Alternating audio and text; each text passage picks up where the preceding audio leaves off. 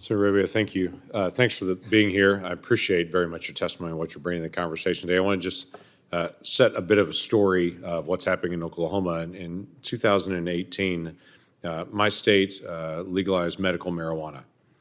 In 2019, we had the largest amount of foreign land sales in the country the next year. And what we found are tens of thousands of acres that have been purchased by Chinese nationals in my state that they then have partnered with Mexican cartels to be able to grow marijuana in Oklahoma and then ship it all over the country. We have seen a proliferation of Chinese grow operations that's happened there. That has been a shock to the system. A lot of folks in rural Oklahoma of how many places that they can't drive down a rural road because there are folks standing there with ARs at the edge of a fence saying, hey, you're not allowed down this road anymore. It's been an enormous shift that has occurred. So saying all that on the criminal side of things on it, I engaged on this and have found several other folks that are watching Chinese purchases of agricultural land around the country and have seen 100,000 plus acre increase just in the last year of Chinese purchases of agricultural land around the nation. I have a bill now called the Soil Act, which just does the CFIUS process for foreign purchases of agricultural land that are currently exempt. You can do any foreign purchases of agricultural land, and you don't have to go through the CFIUS process you have to do for technology. We have a 10-mile barrier around our military bases. I'd like to extend that to 50-mile barrier, knowing that if you're 10 and a half miles away from a military base on a high hill, you're still looking right down into a military base and with a Chinese operation that's owned. So there's a lot of questions that we have about just the ownership of agricultural land in some of the Chinese criminal activity that's actually happening in the United States, facilitating partnerships with others.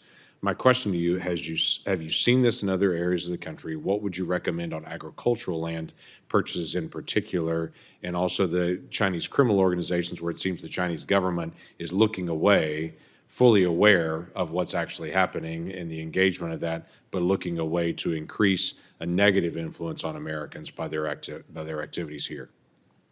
I can address the Chinese agricultural land piece. I would be in favor, in particular, of legislation that increases the capacity of USDA and other agencies to monitor sales. Right now, the reporting mechanisms that are in place have extremely weak enforcement and weak capacity behind them. So we don't actually have an accurate view, as far as I understand, of the picture of foreign land sales. And so for us to understand the scale and scope of any risk that might be there, we need to improve that. So that's one area that needs a lot of attention.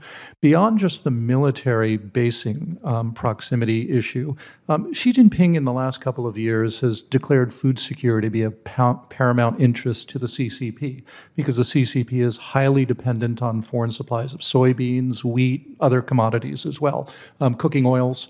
And this is partly reducing their vulnerability to the ability of the U.S. to impose economic sanctions and cut off trade in the event of a conflict. So food security is a top-line agenda item for the party. Various investment groups and Chinese conglomerates are responding to the market signal that the Communist Party sent and saying, okay, this is important to them. We're going to go out to the world, not just the United States, and begin acquiring the technologies and the know-how to enhance our ability to generate more productivity in our domestic agricultural sector. So it isn't just about SIGINT, with regard to military bases. It's also about developing farms in the United States that will have access to our seeds, to our cultivars, to our animal husbandry, to our techniques that make American agriculture so incredibly productive, so that they can learn all of that and take it back to China in the same way that they've done with other industries.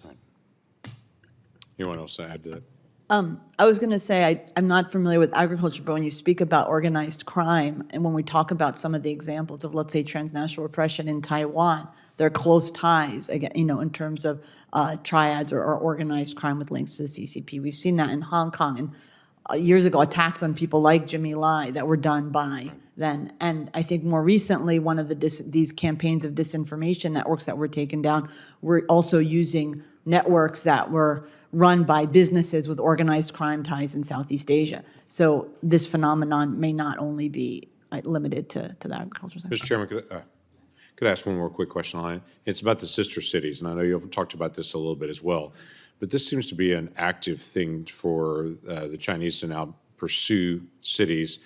What are the real risks to communities if a city says, you know what, China's a growing economy, there's business there, we're engaging with Chinese business individuals?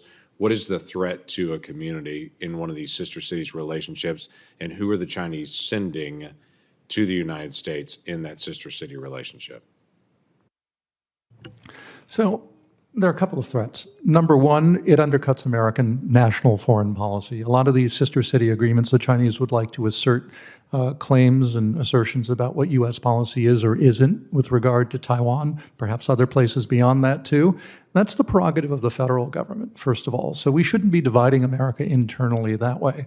But most importantly, there are members of the multi-ethnic Chinese diaspora who live in these cities, who are from Taiwan, who are from Tibet, who are from Xinjiang, who are from a vast array of places.